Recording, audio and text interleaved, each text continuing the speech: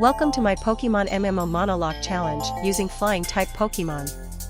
In this series, I will be embarking on a journey through all 4 available regions in the game, Kanto, Hoenn, Sinnoh, and Unova, using only flying-type Pokemon to fight my way through gym leaders, the Elite Four, and the champion. For those unfamiliar with a Monolocke challenge, it's a way for players to add an extra layer of difficulty to their gameplay by restricting themselves to only catching and using one type of Pokemon.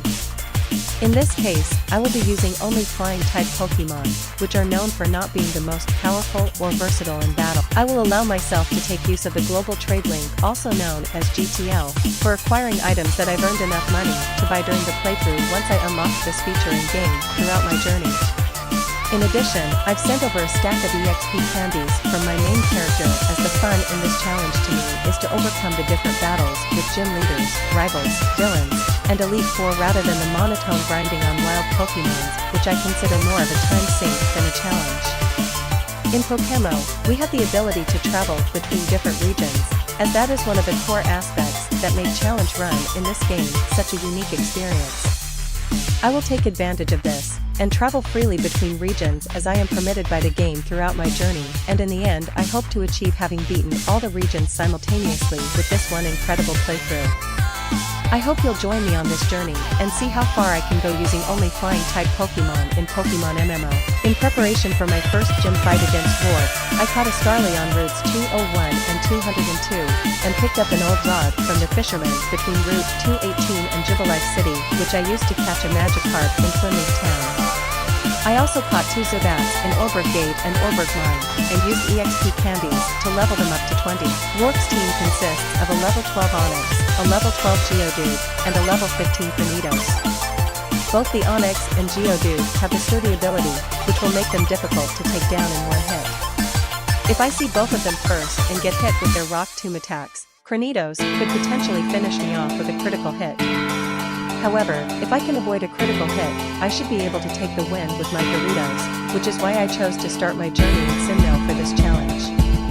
If I do get crit, I will use both my Staravias to lower the attack of Granitos. This will put me in a situation where my second Staravia, or my second Golbat, might die to a crit while chipping him down low enough for Ward to use a potion and leave me the room to get Gyarados safely back in again.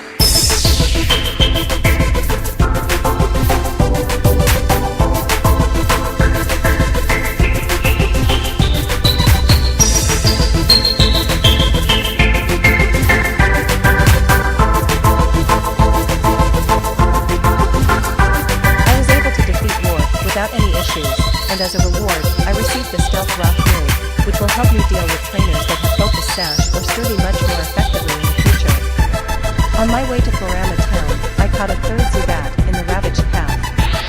I then made quick progress through the Galactic Team Block and moved on to challenge Mars. Mars led with Purigly, which posed no significant challenge to my Staravia, but left it at low health. Elekid was next, and I didn't want to risk a critical hit taking out my Staravia, so I decided to use Roost to restore some health and lose my weakness. This left me at 75% health, just out of range of a critical shock wave from Elekid, as in this game, critical hits deals 150% of a normal hit.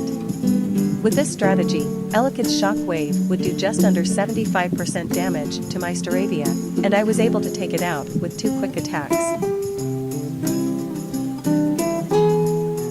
In Eterna Forest, I met Cheryl, who was looking for someone to venture with safely. We decided to team up and journey through the forest, defeating the various trainers along the way without any noteworthy events. I felt ready to take on the next gym badge in Eterna City, and easily defeated every Pokemon up until Gardenia with my Staravia's wing attack. Gardenia's Roserade was holding a Copa Berry, which allowed it to survive my wing attack and then paralyze me with Stun Spore. I wanted to keep my health above 50% once Roserade went down, so I would roost anytime I was below this mark. Roserade's Weather Ball only dealt 20% damage, so I could afford being paralyzed 50% of the turns and still make through. However, little did I know what I was about to witness.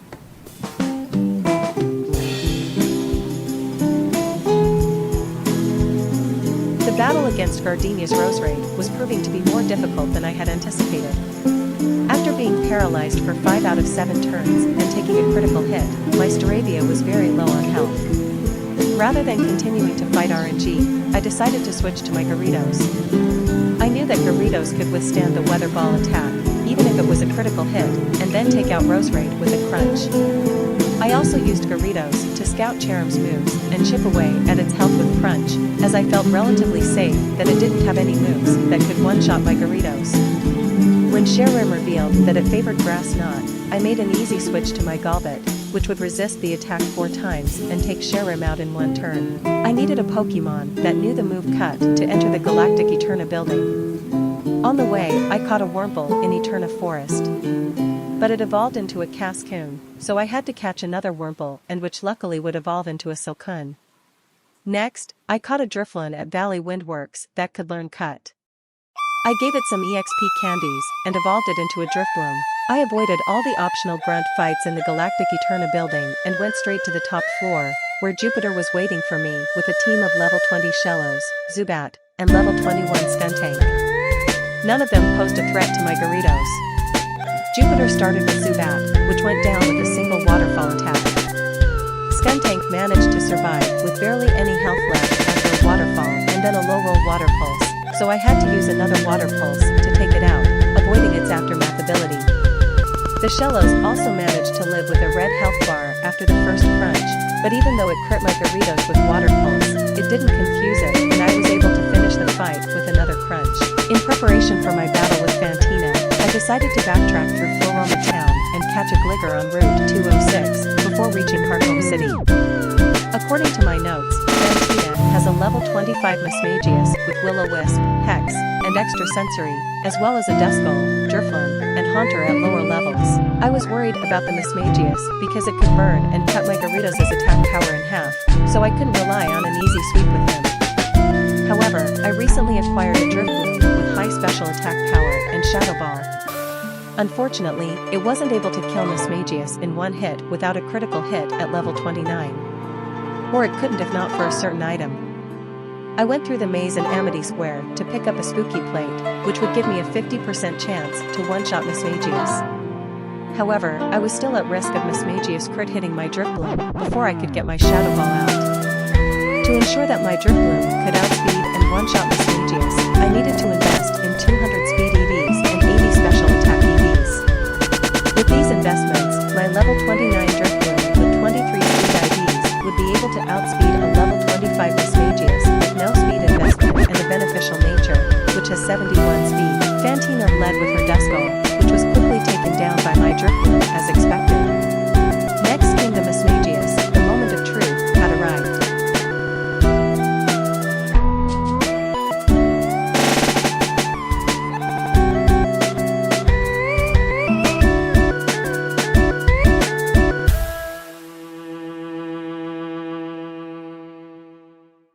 The rest of the battle was just a formality, and it would have taken a misclick for me to not secure the badge.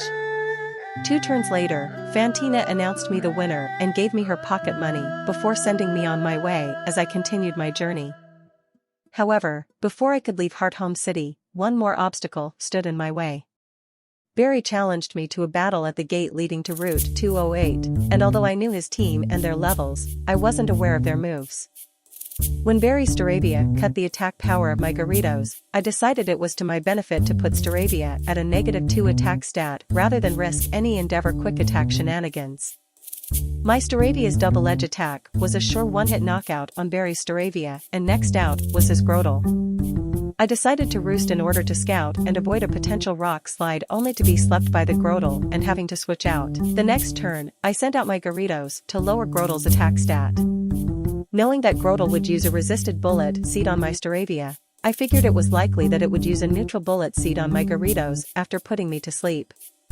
So I used Crunch first and then switched to my Golbat, which was able to take out Grotle easily. Barry's Ponyta surprised me by using Hypnosis, but luckily it missed. His last Pokemon, the B-Cell, went down to a single cross-poison attack and I emerged victorious. For Maylene, I planned to lead with Staraptor, which had close combat for the Lucario and Aerial Ace for everything else.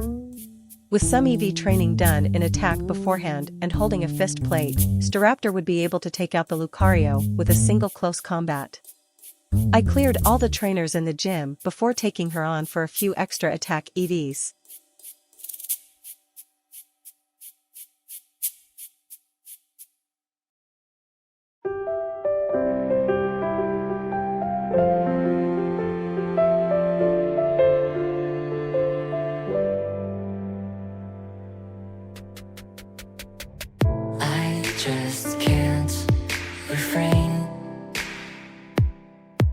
I was surprised to see Monferno having a Cobra Berry to survive my aerial ace.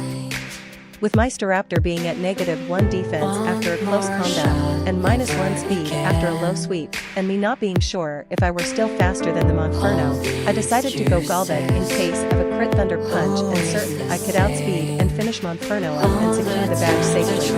With my 4th badge in hand, I was now able to travel to new regions if I so choose to, but I decided to first help Lucas out by taking on a couple of galactic runs. This gave me access to the Fly HM, so that I could teach it to most of my Pokemon as a strong stab flying type move, which would ease up future battles for me. Next on the agenda was to catch a Murkrow, a Pokemon that would only appear at night time over at Route 209 in the Ghost Tower, so I had to wait for the next in-game night before I could do this. Catching the Murkrow proved somewhat difficult, but eventually it would stay in the last Ultra Ball. I had one last task to complete in Sinnoh, visiting the Safari Zone, also known as the Great Launch, to look for a trophy. Unfortunately, I ended up encountering a Yanma instead, which could have been useful with its high speed and bug-type moves in some situations. However, it wouldn't stay inside the balls, and I was left without an encounter from this location. To add insult to injury, shortly after, I encountered the Tropius I had been searching for.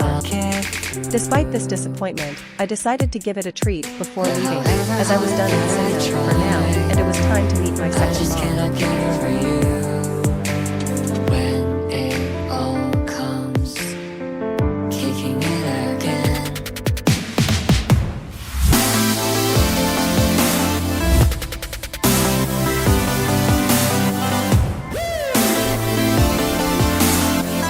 Now that we are in Hoenn, I will focus more on key battles, and only display the Pokemon I caught along the way in the window next to the battle for those interested. There are still 28 gyms to beat, as well as 4 different Elite Fours and tons of rival battles, but I will focus more on the battles where I actually take damage. I apologize for the overload of information in this challenge so far, and I'm glad you've stayed with me for this long. With no further ado, let's do this. For the battle against Roxanne, I chose to lead with my newly evolved Blister from Sinnoh. Its powerful moves allowed it to take out all of Roxanne's Pokemon in 2 hits, while also avoiding any critical risks from the Rock Tombs.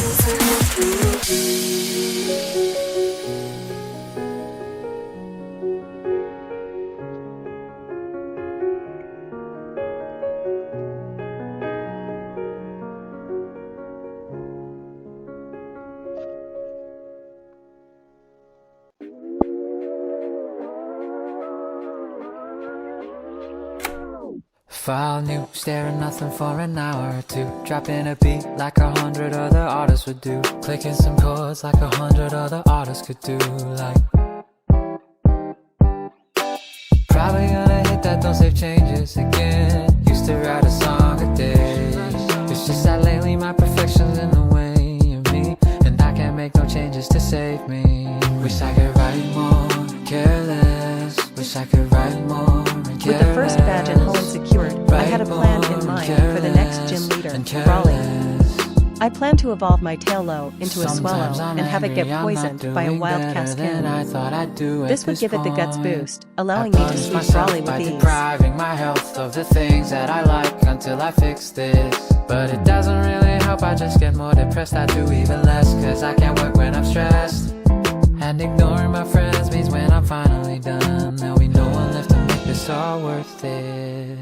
Oh, I've been thinking too much, and now 2 hours have passed, and I've got nothing to show. I guess tomorrow we'll give it another go.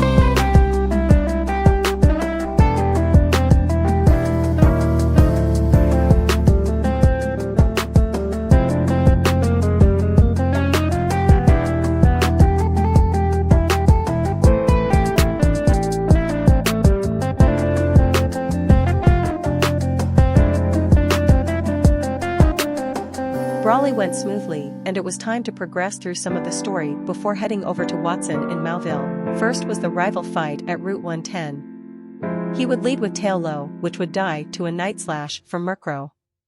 Next was Grovyle, which died to an Aerial Ace. Then Slugma, which would die to Night Slash with Flame Body activating. My Murkrow could no longer take out Whalmare in one, but was also not in risk if even crit, so I stayed in and took it out with 2 Night Slashes.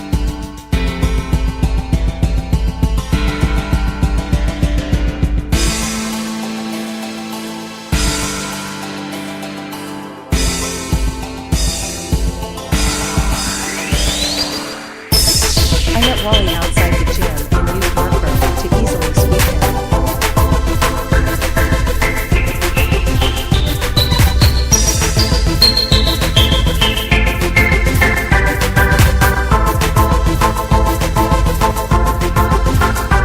I bought a TM gig for my Blister in Slateport in preparation for Watson. With this TM, I would be able to take out all of his Pokemons, and on the Magneton, I decided to use Night Slash before Dig for the purpose of avoiding a Super Potion. His Manectric had a berry to survive the first Dig, but he would miss with Snarl and go down to the next Dig anyway. Unfortunately, this recording got corrupted and the footage was lost, so I can only show the battle log for you to pause and look at if interested.